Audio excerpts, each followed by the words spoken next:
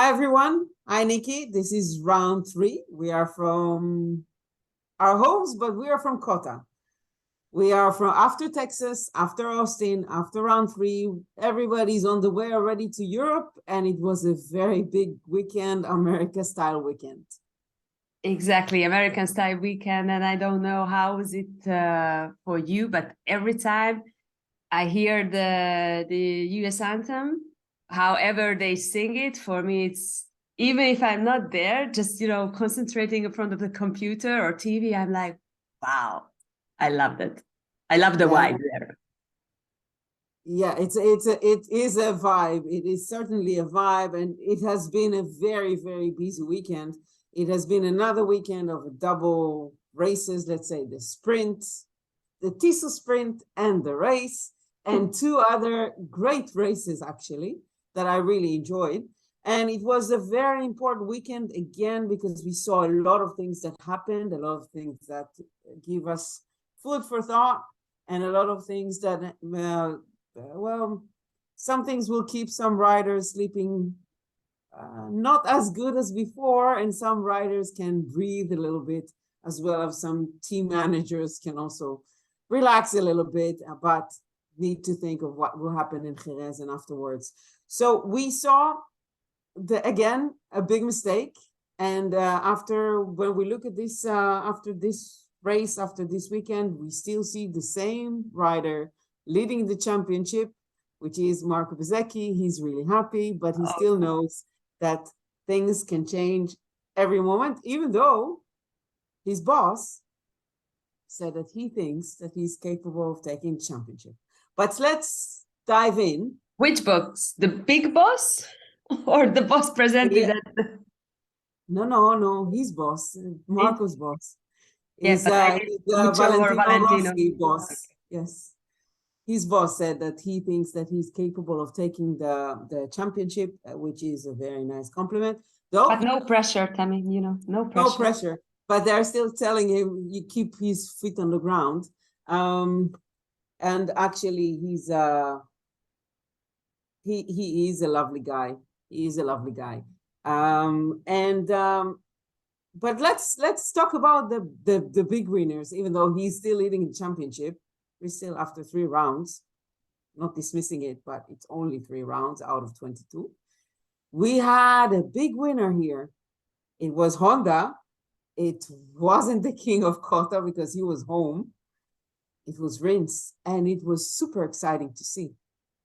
It was amazing what he did. I think from Friday, we could understand that something was going on there. Maybe not the win, but a podium for sure. I mean, if we can say anything for sure in MotoGP in general, but then we will go more deeply about the condition of on Sunday, what the riders had to face. It was quite difficult, a lot of crashes. But looks like not only Marc Marquez has the secret of CoTA, but also Alex Rins. Yeah, he's the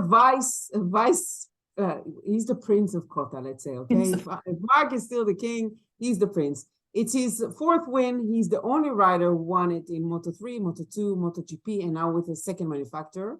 He is the rider who brought back the trophy to Honda after 539 days. He's the rider who actually won half of the 6 races, half of the last 6 races. It's an amazing achievement. We again have a rider from a satellite team who brought the win. But really, to think that Honda, with the disadvantages that it has, after only 3 races, after not actually working with all the new developments that Honda brought in because he decided not to go for it, it's a huge step for him. And it's a huge, beautiful gift for Lucio Cecchinello as a 100 podium for the LCR team. Absolutely. And you just mentioned some statistics, let's say, or why this victory was against something special. Don't forget that in the MotoGP era, Alex Rins is the first rider who was able to win on a Suzuki and a Honda in the MotoGP era. But if we have a look on the whole history of motorsport in the Premier class. Clearly, only the fifth rider who was able to do this, specifically with Suzuki and Honda. But also in the MotoGP era, if I'm not mistaken, he's only the fourth rider, I think, who could win with two different manufacturers. No, we have a few more. We have Jack Miller and Vizioso, Stoner, Lorenzo Viñales, Biaggi, and Valentino Rossi. Okay. But we're still waiting for the triple crown. Yeah, between Miller. Every weekend we're looking at that data. We know that we have Maverick. We know that we have Jack Miller. We're still waiting for one of them to figure it out. I think it will happen. Actually, well, we'll get to Jack, but Jack thought he might have won this weekend, but we'll get to him a little bit later. But it's also, let's just to maybe people who are less aware of who Lucio Cecchinello is, even though you see him in the paddock, small feature, but huge personality. He was one of the riders who actually decided, okay, I cannot find a team, I'll make my own. So he established a team, and in the first years, he actually rode for himself quite many years. 1990, he started his career in 93, started the team in 96, rode for himself until 2002, at the end of 2002. And then he took a guy called Casey Stoner afterwards. He had Randy DePuglia, he had many successful riders. And now really celebrating 100 podiums after quite a few years that wasn't perfect, but really beautiful. Exactly. Well, the last couple of years was difficult because of the current situation of Honda. And when you mentioned in the beginning that the Honda victory, I think this is a victory where we can say it was the riders' win and not the bike's win. Sorry to say, but I'm afraid, I'm afraid, I'm pretty sure that the problems, the issues of Honda just haven't disappeared magically. So the magic was coming from Alex Rins, as we mentioned.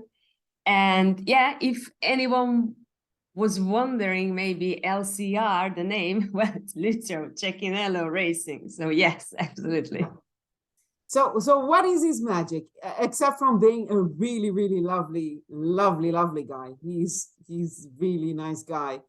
They don't come as nicer than Rins. What is his magic? He has a magic because he used to do that with Suzuki. He was able to keep the tires. He was able to maintain them. We know it's a gift to be able to keep them. He is extremely smooth, and he managed to take it from Suzuki and bring it with him to Honda, which is pretty impressive.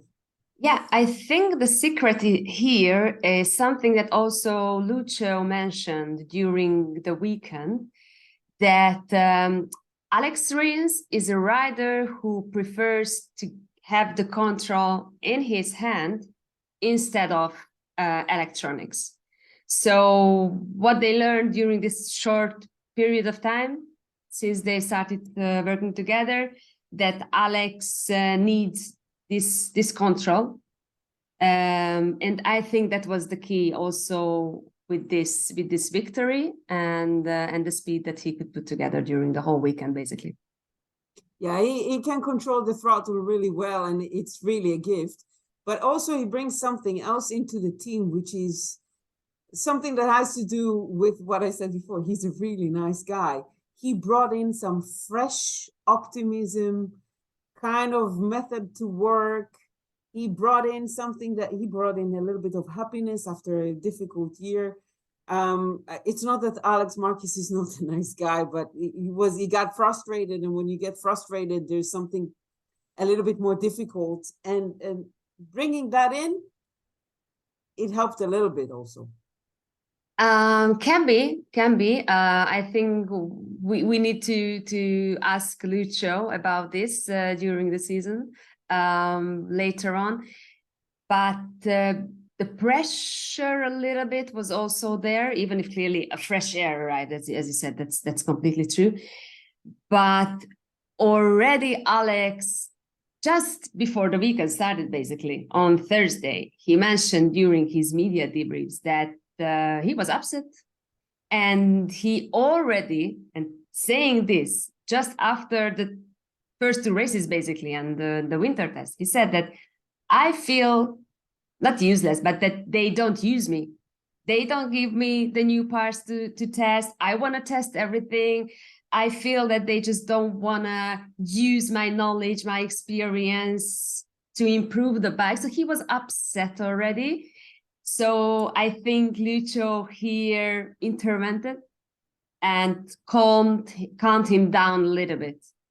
So he also said this, I mean, Lucho, that yes, he was a rider as well, so he completely understands Alex's wishes, that he want to get everything immediately.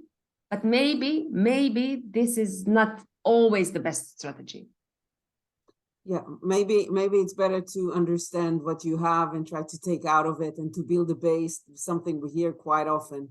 But what does this mean to Honda? Wow, I think, well, we all saw the faces of the big bosses, right? Yeah. It was a And relief, and I think, yeah, it was a relief. I think yes. Also, yeah, seeing Alberto Puig going to LCR's garage, I think that was after the sprint, if I'm not mistaken. Congratulating him. Don't forget that Alex Rins is contracted by Honda, even if he's riding for Lucho. But I think it's important to say that he's also kind of a factory rider in this sense. So yes, I think it's a huge relief for Honda, but this is really, really important to put this victory on the right place and keep working. Something similar that we can see now with Yamaha and the first podium finally of Fabio Quartararo this year. So also Fabio said that the problems are still there. So it's perfect that we have a podium, but the problems are still there. So I think it's similar. I think though it's one point that we didn't discuss earlier, but I think there was one guy who wasn't too happy about this. And I think he was sitting at home. And I think it was in Madrid, because first of all, he probably thought, hey, I could have won this. I could have had the trophy. And it does feel like there's some tension there, because to everybody who watched, and I'm sure you did, the documentary, there was a scene there that maybe inside the rooms might have been okay to do and to say, but then outside to film it and to air it on your show, on your documentary, when he shows his car and he says how he gave a deadline to Honda. I think that was a good scene, but it was probably tough on some people to see in Japan, mainly when we know how they behave and how they think. So, and correct me if I'm wrong, but I haven't seen anything on his social media in regards to this win. You are right. You are right. You again, as always, this is Tammy, by the way, dear viewers and listeners. This is Tammy touching on delicate points a lot of time. And yes, you're completely right. I was rushing all over the world during the last 2 days. By the way, it's Tuesday evening when we are recording this. And yeah, I cannot recall either. I saw a couple of really nicely edited posts on Mark's accounts, but nothing about what we can say, but these nice posts might have been to do with other people posting for him. Yes, absolutely. But we did see the post before the race, sitting and watching. We did see, and again, life is not on social media. There is real life, and he might have probably he texted Rins. He probably texted all sorts of people. I have no doubt that he actually did. But when you are so present on social media and you decide not to do one thing, there's a thought behind it. There is a thought behind it, unless somebody stole your phone, and obviously nobody did. No, So you are absolutely right. And I think, as I just said, you touched again at a delicate point. And yes, I can imagine that he's not happy. And can we blame him? No, I don't think so. He suffered a lot during the last years. Yes, also because of his own mistakes. But anyways, and also I heard that he wasn't happy already during the Argentina weekend when he learned that Honda gave his chassis basically to Alex Rins to test it. So yeah, and another thing that I got confirmation for in the last few years, we also heard it from Paul Espargaro in the past, that he didn't get all the information from the side of the box of Mark. This year, they are all getting everything immediately. yes, and that's why, because Paul, just you mentioned him, he was really careful. Sometimes he couldn't do it, but in general, he was really careful not saying harsh things on the method that he was facing at Honda. That's why I was kind of surprised, but not that surprised, after hearing Alex Rins the declaration and being upset that they don't use him.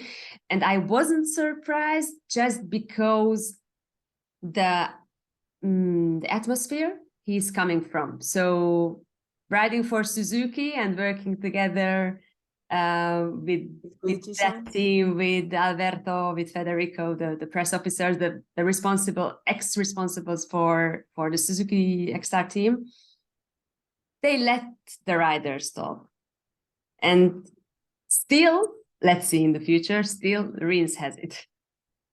Yeah, but we have to remember he's also working for a satellite team. He's in a triple contract. Actually, let's just put a star on it. Maybe we'll go to it one day. Most of the riders now on the paddock are under triangle contracts. It's a manufacturer, team, and a rider, all of them together. So it's a kind of a triangle thing, and most of the riders in the paddock now, I think actually, yes, maybe even all of them are under a triangle contract in different sorts of levels. Yeah, in different level, yeah, but so from him, let's go and the rider who managed finally in his 41st race to get on podium, Luca Marini, who Gigi, when I asked him about Luca, he called him a diesel because he takes time. Okay. And he got there. And frankly, it was lovely to see. It was lovely to see. Finally, he could put everything together. He was already fast during the winter test, just right after the end of the season at Valencia. He won the test, and he continued the same way. And it was really visible that the speed is there. By the way, not already the last part of 2022 season. The speed came. He was just not able to put everything every time something happened. Also during the sprint Saturday, as he said, he basically burned his tire after 6 laps, more or less. But it was an important lesson and the key point to be able to arrive on the podium on Sunday. And when we say first podium, is so bizarre because basically at Argentina, he finished on the podium, which is not the podium, after the sprint. So it's so bizarre. He got the medal. Yes, he was a medalist. And technically not the podium finisher, but now it's also a tick. And we talked a lot about VR46 and the team and the academy and how important they are. So if anyone missed that, I think episode 4 that was, if I'm not mistaken. So after this, go back and listen and watch, because with Tammy, we explained a lot of things. And Mooney VR46 team just leading the teams competition. Crazy. Which is so impressive. This is really impressive. We know it's the start of the season. We know it's a Desmos Adichie, and we know it takes time. We know we're still in the odd kind of races because we had Portimao, which opened this, so it was a little bit odd because we had the test before, even though it's Europe. Then we had Argentina, which is always odd, and now we had CoTA, which is odd again. And we're going to Jerez next, so maybe things will change a bit. Maybe we'll have different expectations. But we know also sometimes it's the confidence that helps the rider get to where they are. It may be the pressure to get where they are. It may be the belief to be where they are. And sometimes in the case of Luca, we saw him grow also in Moto2. It wasn't instant. It took him time. And when it came, it came. He's a super smart guy. If somebody doesn't know, he wanted to be an astrophysics. He's one of the riders who actually has full graduation from high school. And there was even one time that he got special approval to be late to a weekend. It was in Assen when we still had races on Saturday. And he got the special approval to be late so he can take his final exams in math, which is, hello, that's awesome. And no, he's then to listen. If I needed to choose any rider to listen to, this is the rider I would want him to explain to me everything, all of it. It's logical, it's clear, it's understood, and it's nice to hear and to understand by him. Exactly, and there's a factor where you can understand if a rider is really intelligent and able to explain things really well, because we are journalists, we are there, but we have 22 media debriefs basically every day, maybe less if clearly when we have also the press conferences. So clearly it's impossible to talk to all the riders or listen to all the riders. So clearly you go to the top guys, fastest guys, or if anyone crashes or something big happens, and you always go to the rider who can explain things perfectly. That's why we were really, really sad when Casey Stoner decided to retire, because we all said like, oh my gosh, who's going to explain now the technical things to us? But then clearly we had Andrea Dovizioso. Also, Valentino had this knowledge, but he was more careful to share these thoughts and information. But Luca is amazing, and he is amazing also in English. And just one more thing I would like to add here. He's a super guy, not intelligent also in a way that whenever he has the chance to ask another rider about something, how you do that? Yeah, I'm sure. Yeah, so we could hear it also when before they went on the podium. He tried to squeeze out every information from Alex Rins. Yeah, and how you do that? On which corner? And also talking to Italian TV, Sky. Lorenzo Savadori was one of the guests in the studio, and in theory, Lorenzo should have asked Luca about the podium, but just in 3 seconds, they changed position, and Luca started to ask Savadori, how was the test in Jerez? Okay, anything interesting? He is awesome. Yes, he is. He is a very interesting mix because he's also very grounded. He's very nice. He's very respectful and polite, but at the same time, he knows what he wants. He knows what his worth is, and he doesn't let anything move him. There was I interviewed Bez, and there's a big interview that came out this week in Hebrew, and it's coming out in other languages. But I'll give you a little peek into it. I asked him about the relations. I asked Bez about the relations with Luca. He's the half brother of the owner. He's it can get to you.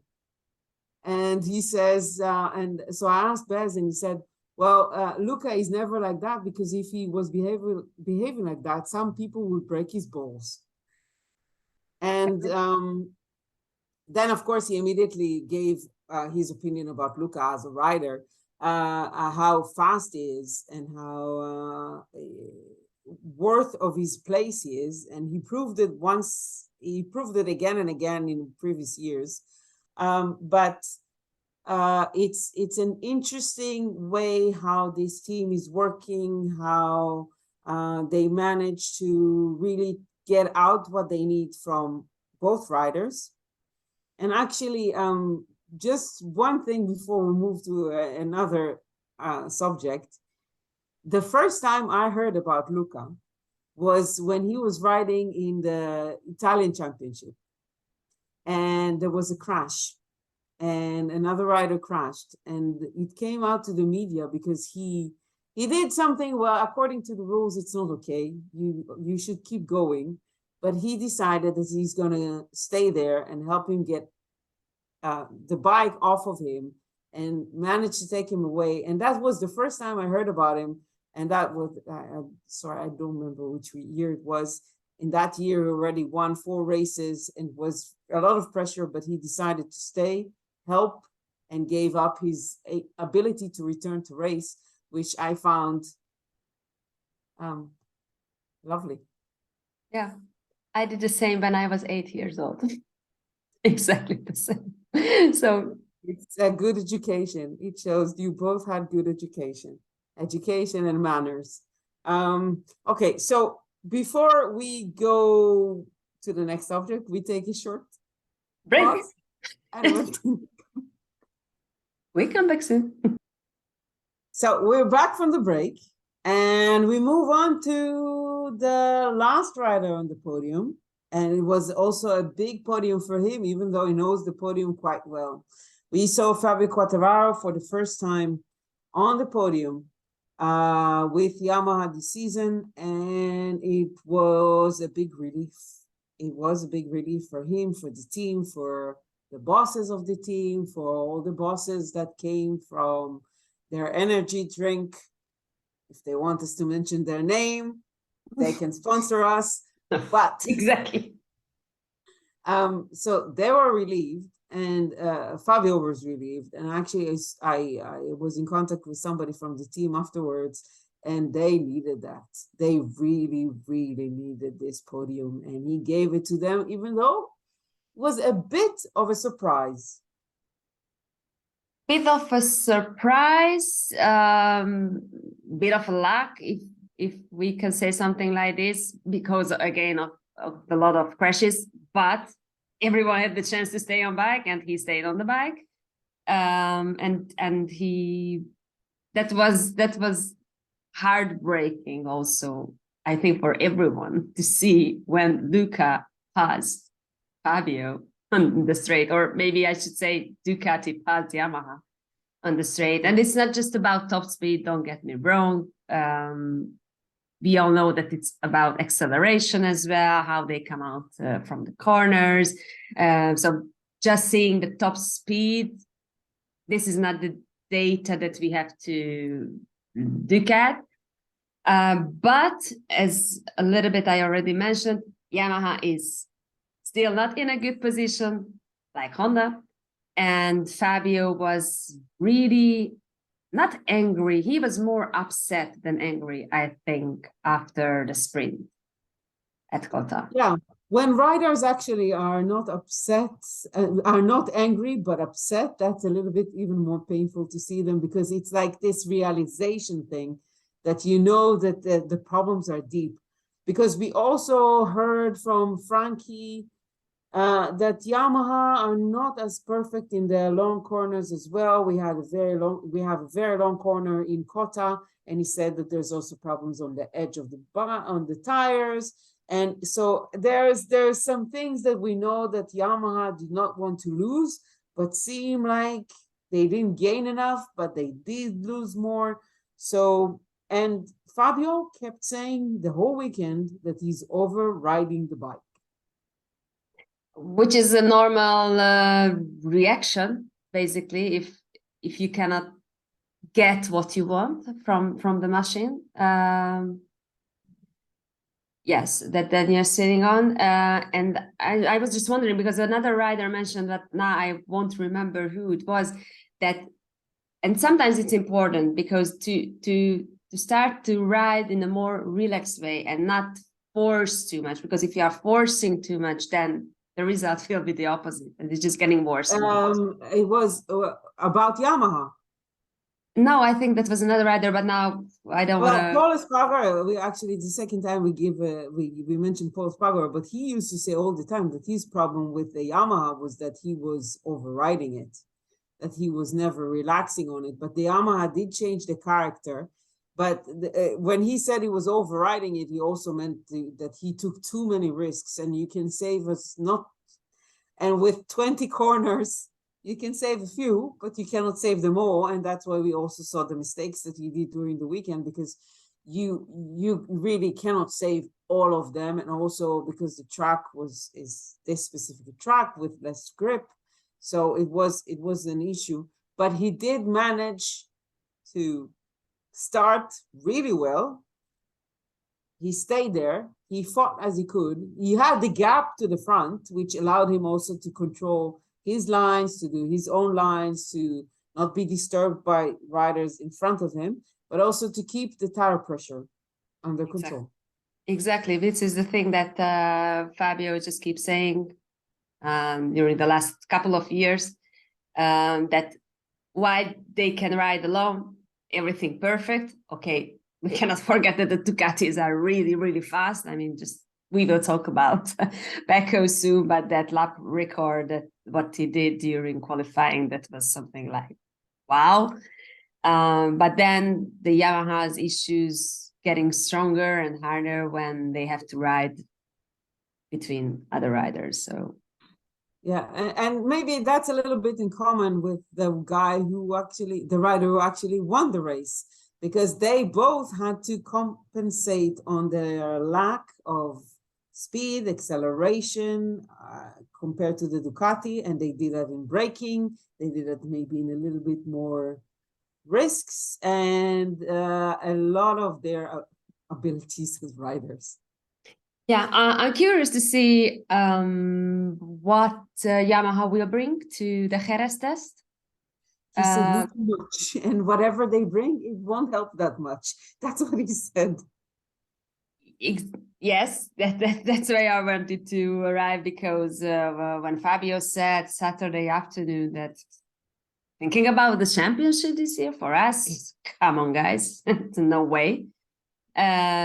But they have to improve, and they could improve. Don't forget that the fairing they use, they basically the one from last year, because the updates just didn't work.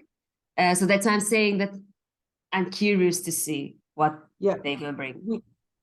I just listened today to an interview that Lynn Jarvis did on the amazing Moto Matters podcast. And he told them there, and we need to remember this, Fabio is 23. We really need to remember this, because he's been here and around us for so long. We need to remember that. And Yamaha are really, they really, really want to keep Fabio. So, and they know that they have to do something to keep him. So they have the test in Jerez, and then they have another one in Misano. You mean the official test? The official ones. During the season, that will be after Misano, yes. But Yamaha will do another test, I think, Aragon, I think. So they're working hard, because they know they need to keep him. They need to show him that he has the right equipment for 24. That's why I'm still surprised that they don't use Cal Crutchlow as much as they could. I'm still surprised that they don't do any wild card. I know that Cal is okay doing a test ride there. He doesn't want to come back racing. Yes, we know. But Dani Pedrosa mentioned something really important. Don't forget that the teams or the factories has less and less tires that they can use for testing for the test riders, which means less testing, less information, less improvement, etc., etc. That's why Dani Pedrosa, and sorry, I'm again jumping forward for the Jerez race. That's why, or that's one of the reasons, I think it's the main reason, that Dani Pedrosa will do a wildcard there. Yeah. Because I that's think from a different tire allocation. And Yamaha, we heard that also from Stefan Bradl, who's actually pushing now. He actually said during the weekend that he believes that the testing teams need to get more tires from Michelin for the test, because now it's really, really difficult to test.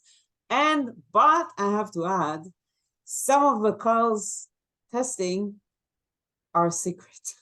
We don't know about them. yes. So he's testing more than we know. He's testing more than it's published. They are managing to keep it quiet, which is good for them. So there are a few more tests that he does that we are not fully aware of, because actually the testing team is really separate now from the normal team, and so they are able to do that. So I do think that they understand that. I think it's sunk in there, but they have, again, we have to mention also they don't have the satellite team. But let's just mention a few more nice things about Fabio.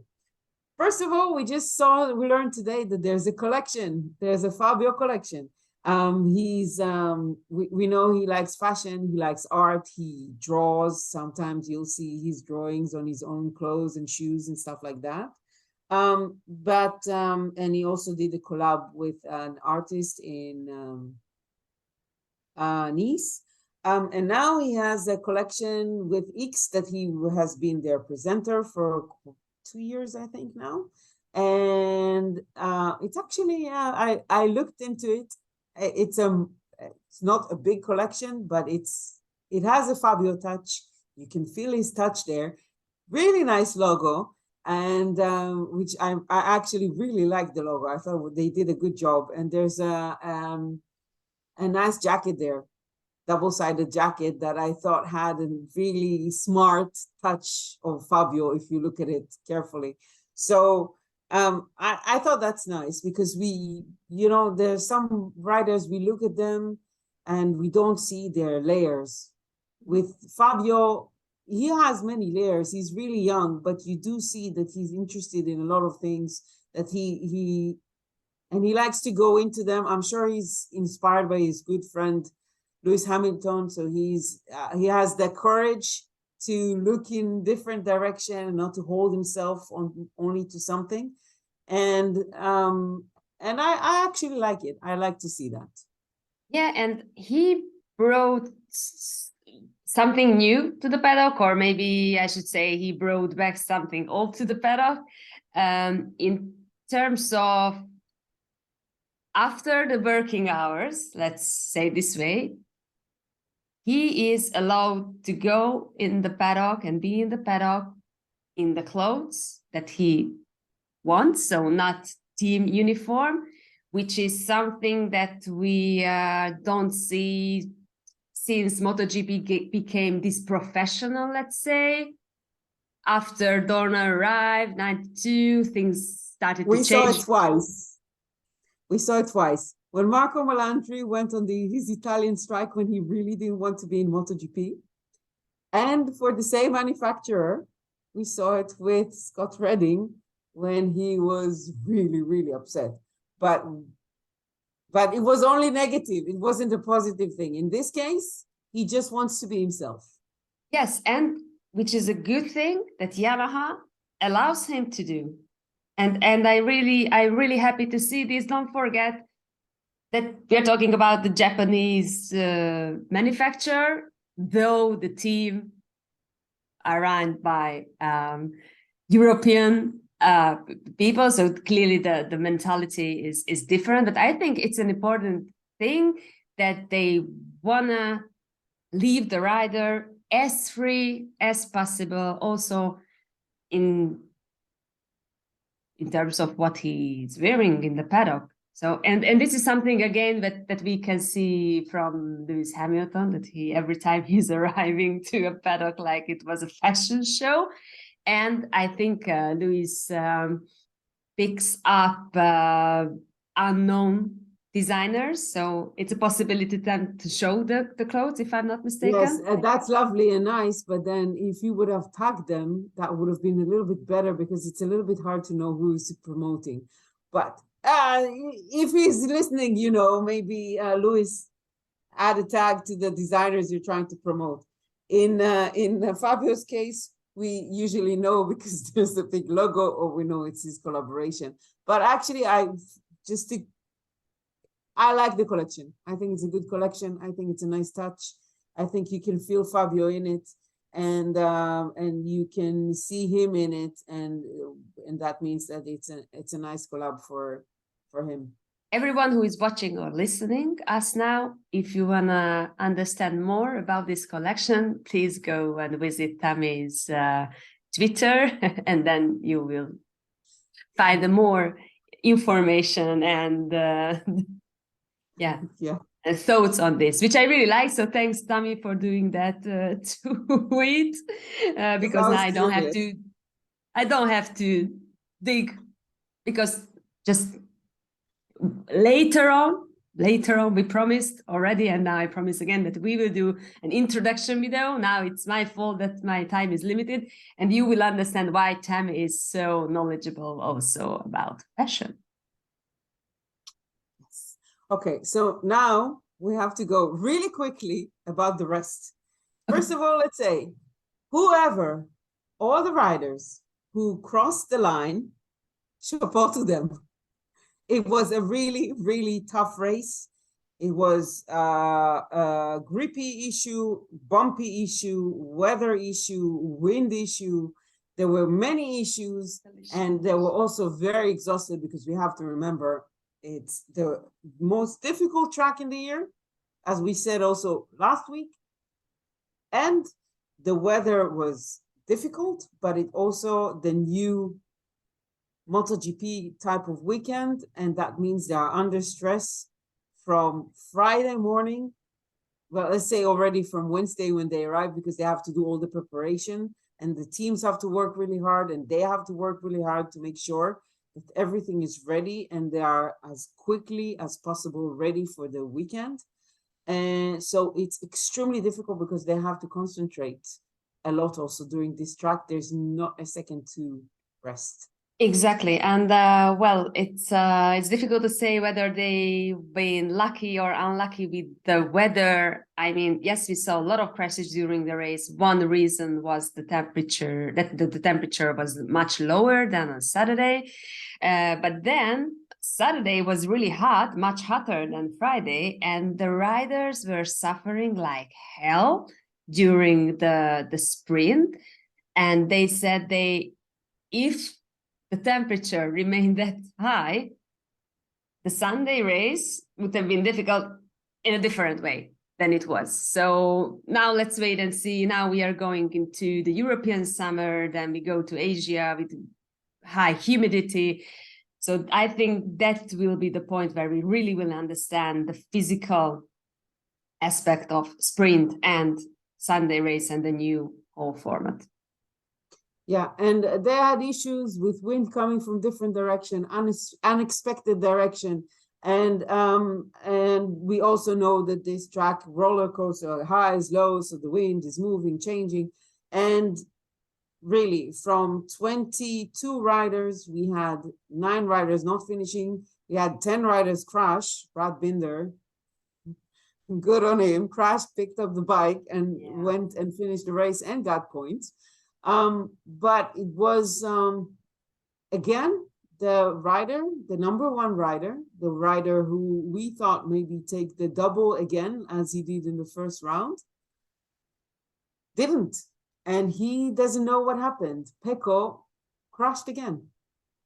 Yeah, Pecco crashed again, and I think in every language. Oh, by the way, what did you say when he crashed? I'm interested. What was your first thoughts, or... Yeah.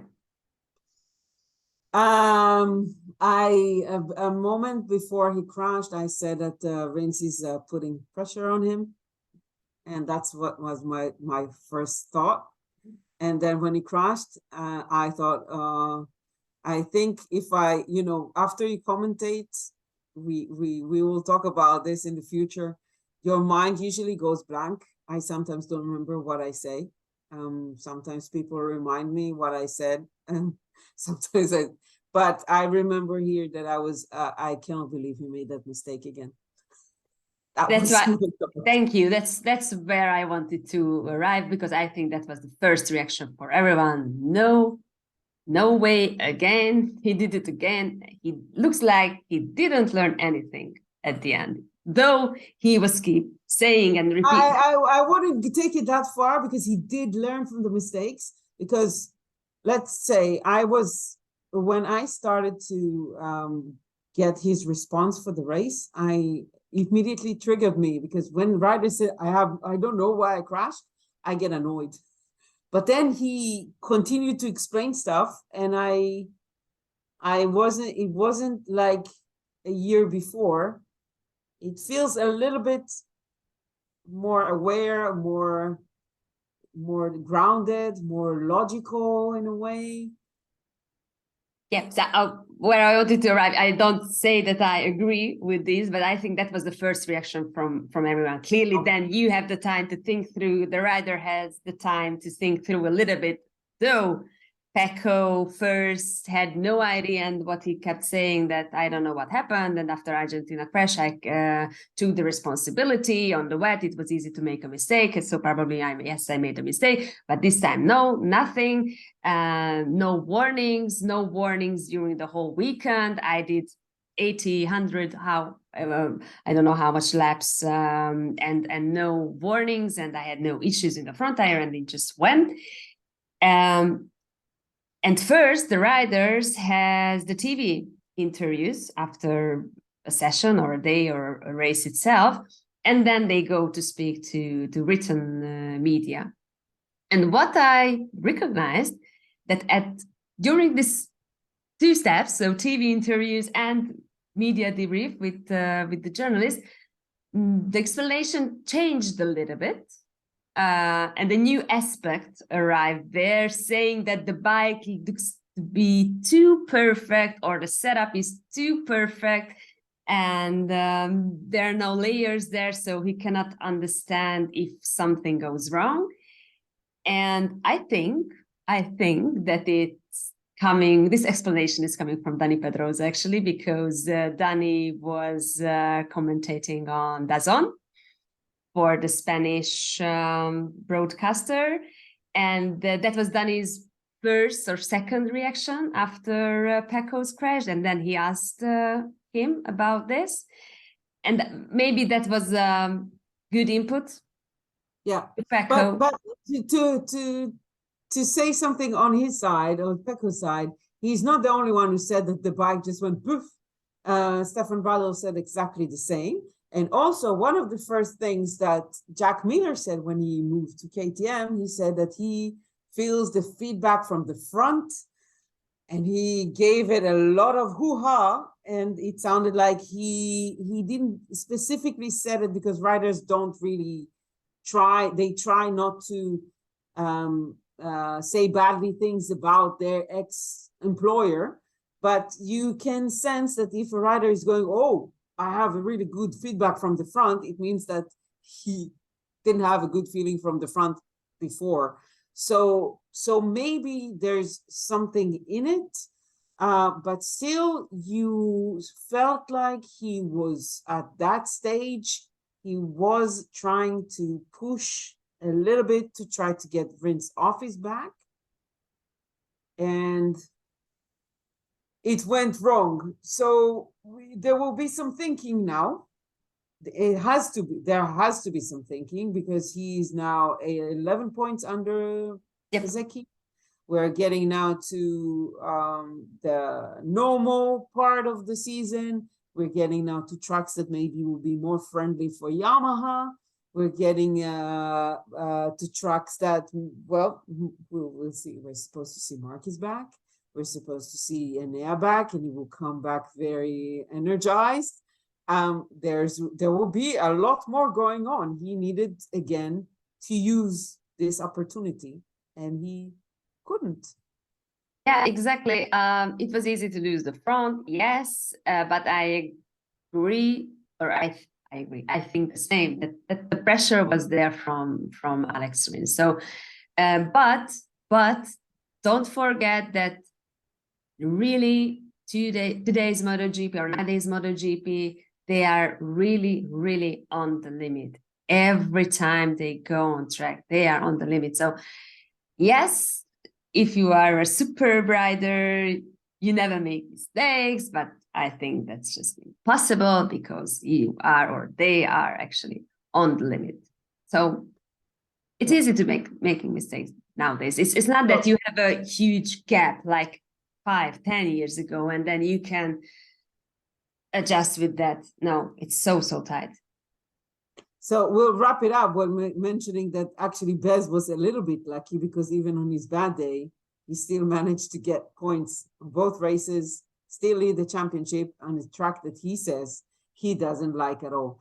So maybe shall we continue to talk about riders from this race, or? Actually, I just wanted to mention two things. As you at the beginning said, that we also the Moto3 and the Moto2 races were really, really exciting and good races.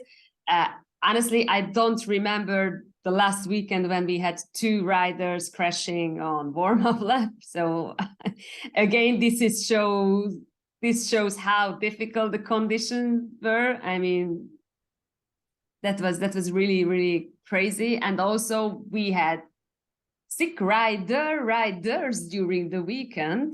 Jorge Martin was on antibiotics during the whole weekend, basically. And also I heard a couple of other riders with some nasal voice. Yeah, a lot of the riders did the mistake and they didn't dress up well enough to go to see Supercross.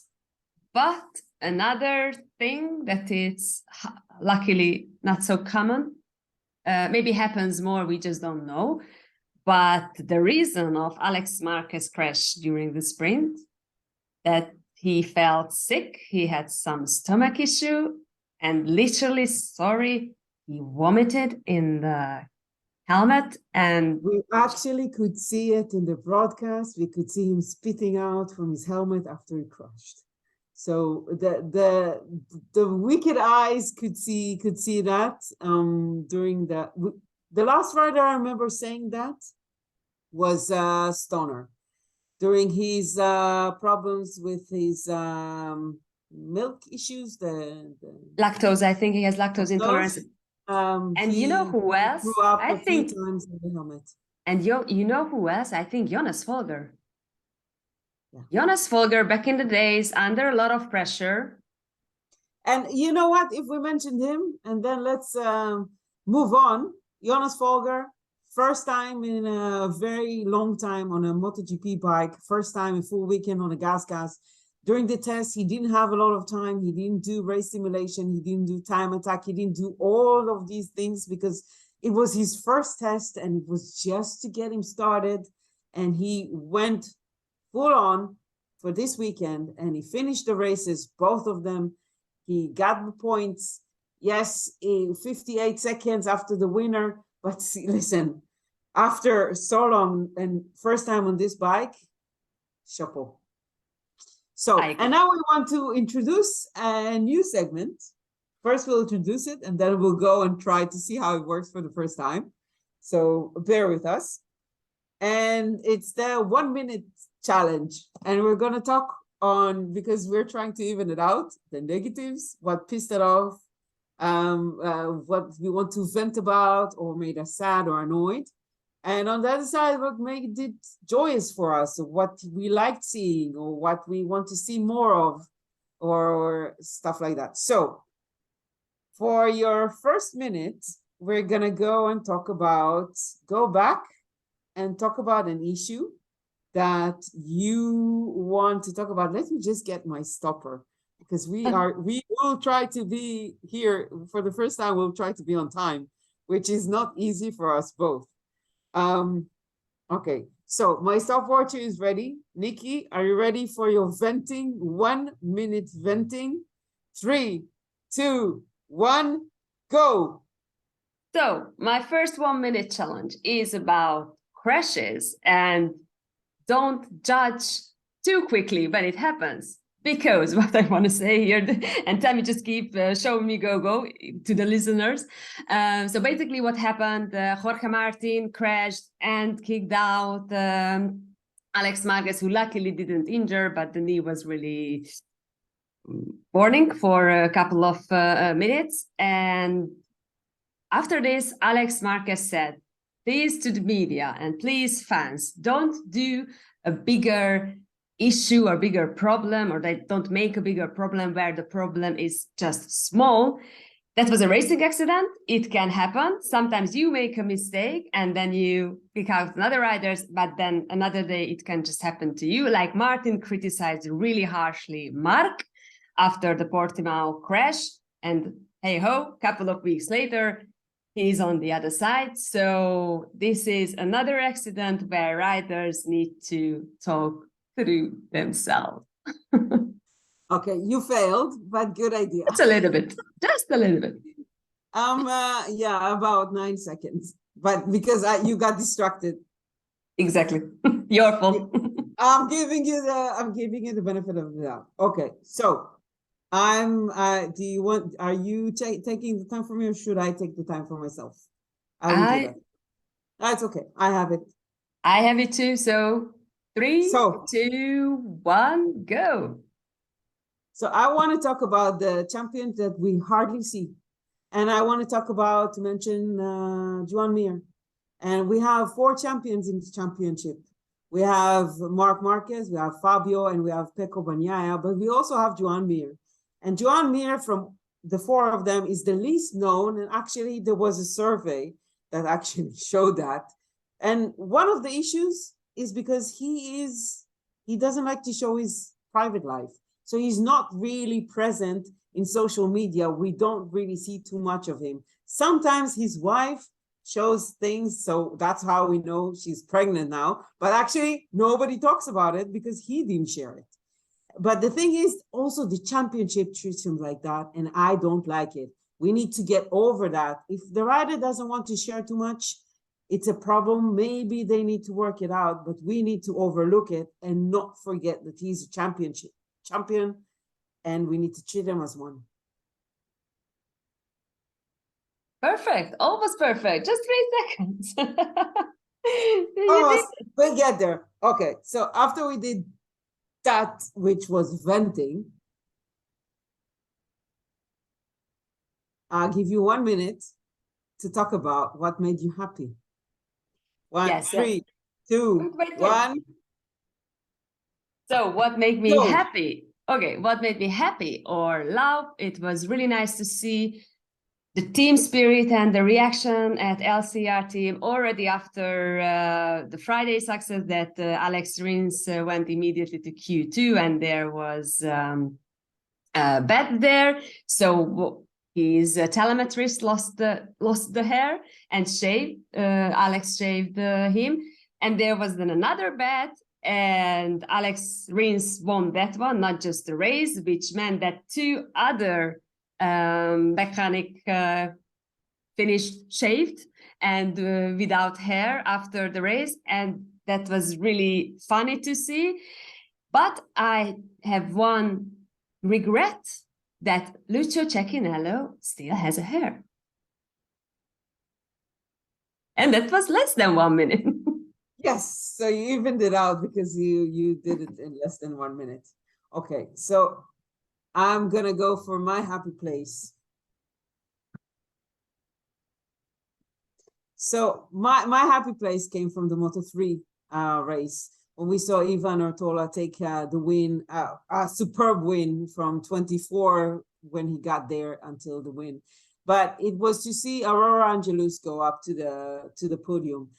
She is a young woman, only 20-year-old, that went to a race and saw that she doesn't see too many women, and she decided to do something about it. And she is really inspirational. And even though I'm more than twice her age, I look up to her in so many ways, because she saw a problem and she's attacking it. Her dream is to bring a female rider to MotoGP.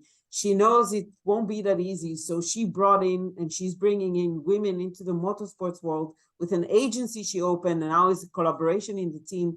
And now their team is full of women. They have 4 mechanics, technicians in the team, which is lovely to see and very inspiring to see. I did a minute. Perfect. So I think that was about CoTA weekend. Yeah. Right. So but actually there's a lot more to talk about CoTA. You'll find it in the next episode because we're going a little bit more into the track side of things. Yes, so thanks for being with us for now. And in the next episode, we will talk about circuits and safety issues. Bye-bye. Bye.